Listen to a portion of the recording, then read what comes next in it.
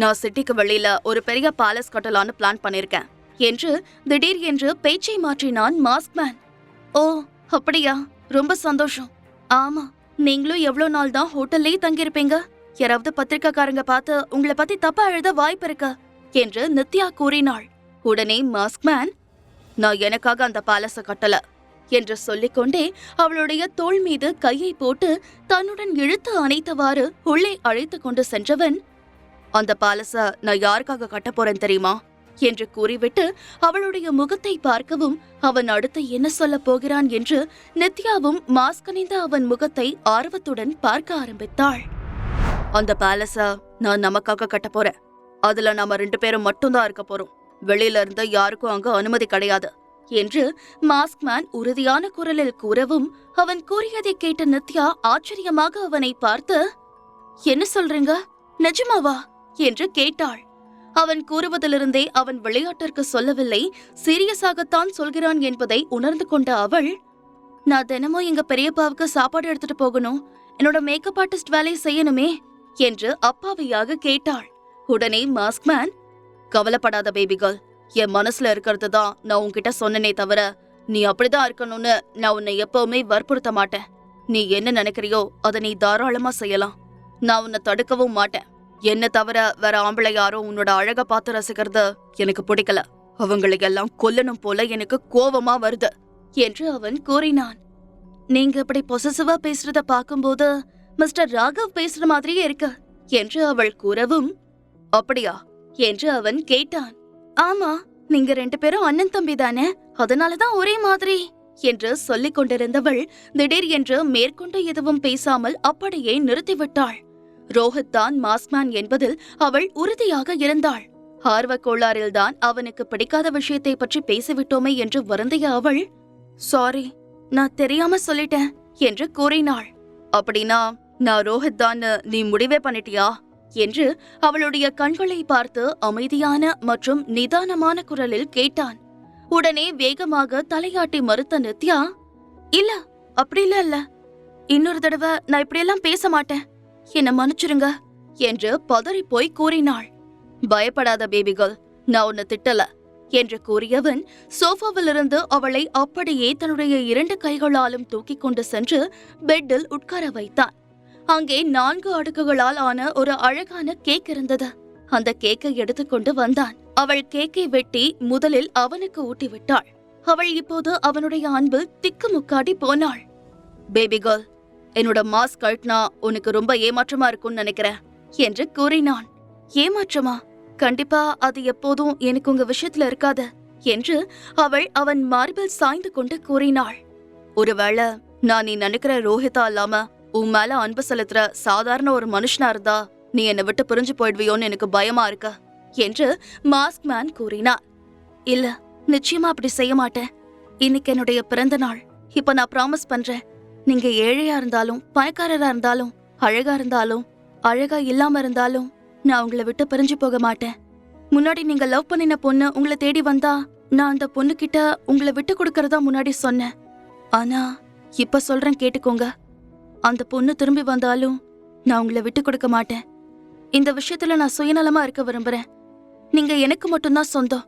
உங்களை யாருக்காகவும் எதுக்காகவும் விட்டு கொடுக்க மாட்டேன். இது சத்தியம் என்று நித்யா உறுதியான குரலில் கூறினாள். பேபி கேர்ள், சீக்கிரம் பிரகாஷ் கிட்ட இருந்து டிவோர்ஸ் வாங்கிடு. நானும் என்னுடைய பிரச்சனைகள் எல்லாத்தையும் கூடிய சீக்கிரமே சரி பண்ணிடுறேன். எவ்வளவு சீக்கிரம் முடியுமோ அவ்வளோ சீக்கிரம் நம்ம 2 பேரும் கல்யாணம் பண்ணிக்கலாம் என்று கூறினான். அவன் கூறியதை கேட்டவுடன் நித்யாவிற்கு மிகவும் திருப்தியாக இருந்தது. ஆல்ரைட். அடுத்த நாள் காலை நித்யா மெதுவாக கண்களை திறந்தாள். எப்பொழுதும் அவள் எழுந்திருப்பதற்குள்ளாகவே அங்கிருந்து கிளம்பிவிடும் மாஸ்க்மேன் அவளை இறுக்கமாக தழுவிக்கொண்டு தூங்கிக் கொண்டிருந்தான். தன்னை கட்டிப்பிடித்துக் கொண்டு தூங்கிக் கொண்டிருக்கும் அவனுடைய தூக்கம் கலையாமல் மெதுவாக எழுந்து வெளியில் வந்த நித்யா பால்கனிக்கு வந்து அதன் கதவை சாத்திவிட்டு பிரகாஷுக்கு கால் செய்தாள். மறுபுறம் பிரகாஷ் குளித்துக் கொண்டிருந்தான். அவன் போன் ரிங் ஆகவும் போனை எடுத்த அக்ஷயா, நித்யா, உனக்கு வேற வேலையே இல்லையா? எதுக்கு காலங்காத்தால பிரகாஷுக்கு போன் பண்ற என்று வெறுப்பை உமிழ்ந்தாள். அந்த குரலை கேட்டவுடன் நித்யாவின் மனநிலையே மாறிவிட்டது. நான் பிரகாஷ் கூட பேசணும், அவர் எங்க என்று நித்யா கேட்டாள். அவருக்கும் உனக்கும் தான் எல்லாம் முடிஞ்சு போச்சே. இன்னும் அவர் கூட உனக்கு என்ன பேச்சு வேண்டியிருக்கு? எதுவா இருந்தாலும் என்கிட்ட சொல்ல என்று அக்ஷயா முகத்தில் அடித்தது போல கூறினாள். நான் இன்னைக்கு அவர் ஒரு இடத்துக்கு வர சொல்லிருந்தேன். சரியா 10 மணிக்கெல்லாம் அங்க வர சொல்லிடு என்று நித்யா கூறவும், அடச்ச, நீ எல்லாம் ஒரு பொண்ணா? இப்படி காலங்காத்தால ஒரு ஆம்பளைக்கு கால் பண்ணி வர சொல்றியே, உனக்கு கொஞ்சம் கூட வெக்கமா இல்ல என்று வெறுப்பை உமிழ்ந்தாள் அக்ஷயா. இங்க பாரு அக்ஷயா, சும்மா வாய்க்கு வந்ததா பேசாத. எனக்கும் பிரகாஷுக்கும் இன்னும் டிவோர்ஸ் ஆகல.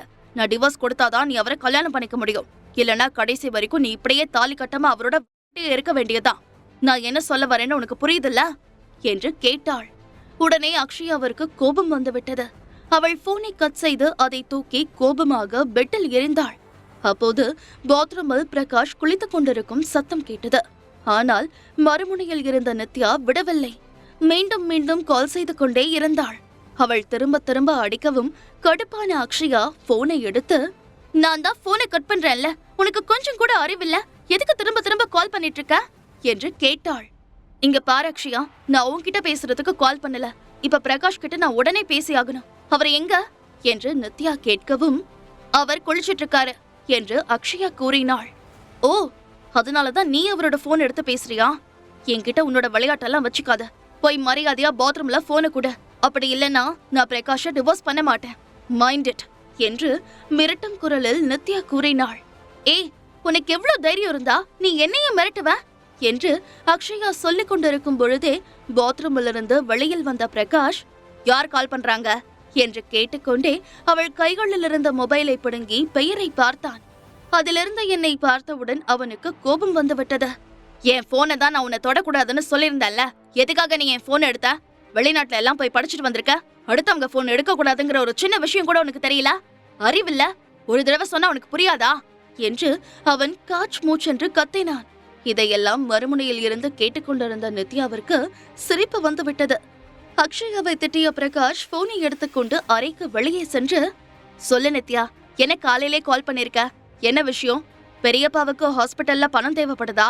நான் இப்பவே உன் அக்கௌண்ட்டுக்கு பணம் போட்டு விடவா என்று மிகவும் அன்புடன் கேட்டான். அவன் பேசுவதை கேட்ட நித்யாவிற்கு மிகவும் ஆச்சரியமாக இருந்தது. 4 வருஷமா நானும் இவர் கூட குடும்பம் நடத்திருக்கேன். ஆனா இவருக்கு இந்த மாதிரி அன்பா பேச தெரியும்னு இத்தனை நாளா எனக்கு தெரியாம போச்சே என்று நினைத்தவள், பணம்லாம் எனக்கு எதுவும் தேவையில்ல, என்கிட்ட பணம் இருக்கு. நீ காலையில 10 மணிக்கு ஒரு இடத்துக்கு வரணும்னு சொல்றதுக்காக தான் நான் இப்ப கால் பண்ணேன் என்று நித்யா கூறினாள். நித்யா தன்னை வெளியில் கூப்பிடுவதை கேட்டவுடன் பிரகாஷின் மனம் சிறகடித்து பறக்க தொடங்கியது. அவன் உடனே, அப்படியா நித்யா, ரொம்ப சந்தோஷம். எங்க போலாம்? உனக்கு பிடிச்ச சீ ஃபுட் ரெஸ்டாரண்ட்க்கு போலாமா, இல்ல ஏதாவது சினிமாக்கு போலாமா? இப்ப புதுசா 2-3 படம் ரிலீஸ் ஆயிருக்கு என்று சந்தோஷம் தாங்க முடியாமல் பிரகாஷ் கூறினான். அங்கெல்லாம் எங்கேயும் இல்ல, சரியா 10 மணிக்கு கோர்ட்டுக்கு வந்துருங்க என்று நித்யா கூறவும், கோர்ட்டுக்கா? அங்க எதுக்கு என்று பிரகாஷ் கேட்டான். டிவோர்ஸ் டாக்குமெண்ட்டை ஃபைல் பண்றதுக்கு நம்ம கோர்ட்டுக்கு தானே போகணும். இந்த டிவோர்ஸ் மட்டும் முடிஞ்சிருச்சுன்னா அதுக்கப்புறம் நீங்க யாரோ நான் யாரோ, உங்களுக்கு நான் கால் பண்ணவே மாட்டேன் என்று நித்யா கூறினாள். இதை கேட்டவுடன் பிரகாஷிற்கு கோபம் வந்து விட்டது. இங்க பாரு நித்யா, நானும் உன்கிட்ட பல தடவை சொல்லிட்டேன், ஆனா நீ என்ன புரிஞ்சுக்கவே மாட்டேங்கிற. நான் என்ன செஞ்சா நீ டிவோர்ஸ் பத்தி பேசாம இருப்ப என்று கேட்டான். நீங்க எனக்காக எதுவும் செய்ய வேண்டாம், 10 மணிக்கு கோர்ட்டுக்கு வந்தா அதுவே போதும் என்று நித்யா உறுதியான குரலில் கூறவும், நித்யா, நீ ஏன் இவ்ளோ ஹார்ஷா பேசுற? என்னை விட்டு பிரிஞ்சதுக்கு அப்புறம் பணத்துக்காக நீ எவ்வளவு கஷ்டப்படுறேன்னு எனக்கு தெரியும். பேசாம என் கூடவே இருந்துரு, உனக்கு மாசம் 1 லட்சம் ரூபாய் கொடுக்கறேன் என்று பிரகாஷ் கூறினான். அவன் கூறியதை கேட்டவுடன் ஏதோ பெரிய ஜோக்கை கேட்பது போல சிரித்த நித்யா,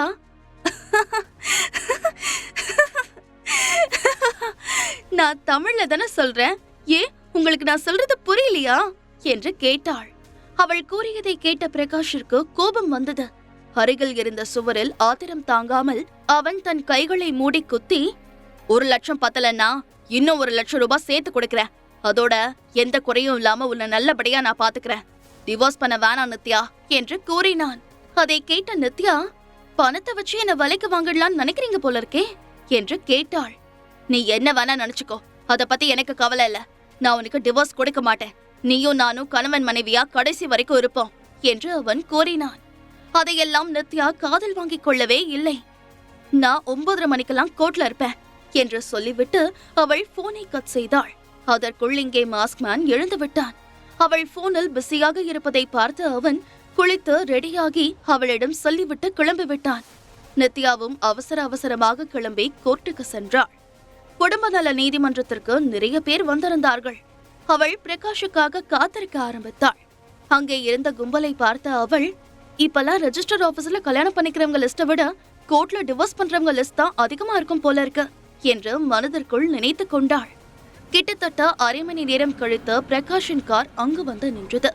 அதிலிருந்து இறங்கிய பிரகாஷை பார்த்த நித்யா, சீக்கிரம் வாங்க, நம்ம டாக்குமெண்ட் எல்லாத்தையும் ஃபைல் பண்ணணும் என்று அவசரப்படுத்தினாள். அடுத்த நிமிடம் அவள் எதிர்பார்க்காத ஒரு காரியத்தை பிரகாஷ் செய்தான். அவளுடைய கையை பிடித்து இழுத்தவன், என்ன நீ டிவோர்ஸ் பண்ண போறியா? கனவுல கூட அது நடக்காது என்று கூறியவாறே அவளை தன்னுடைய காருக்குள் பிடித்து தள்ளினான். அவனுடைய இந்த செயலை பார்த்து நித்யாவிற்கு தூக்கி வாரி போட்டது. இதுபோல அவ்வளவு பேர் இருக்கும் இடத்தில் இப்படி நடந்து கொள்வான் என்று அவள் எதிர்பார்க்கவில்லை. அவனுடைய முரட்டுப்படியிலிருந்து தன்னை விடுவித்துக் கொள்ள போராடிய அவள், யாராவது எனக்கு ஹெல்ப் பண்ணுங்க பிளீஸ் என்று கத்தினாள். ஆனால் அங்கிருந்தவர்கள் இது ஏதோ கணவன் மனைவி விவகாரம் என்று சாதாரணமாக எடுத்துக்கொண்டார்கள். காரணம், அவர்கள் இருந்த இடம் கோர்ட். அங்கு ஒருவர் விவாகரத்து கொடுக்க தயாராக இருப்பதும் மற்றவர் மறுப்பதும் சாதாரண விஷயம்தான். ஒரு சிலர் பிரகாஷுக்கு ஆதரவாக, உன் புருஷன்தான் விவாகரத்து கொடுக்க மாட்டேன்னு சொல்றாரே, கொஞ்சம் பொறுமையா அவர்கிட்ட உட்காந்து பேசுமா, பேசினா சரியாகாத, பிரச்சனையே இல்ல என்று அவளுக்கு அறிவுரை செய்ய ஆரம்பித்தார்கள். அதற்குள் பிரகாஷ் அவளை பின்சீட்டில் தள்ளி கதவை மூட போனான். பிரகாஷ், என்ன பண்றீங்க?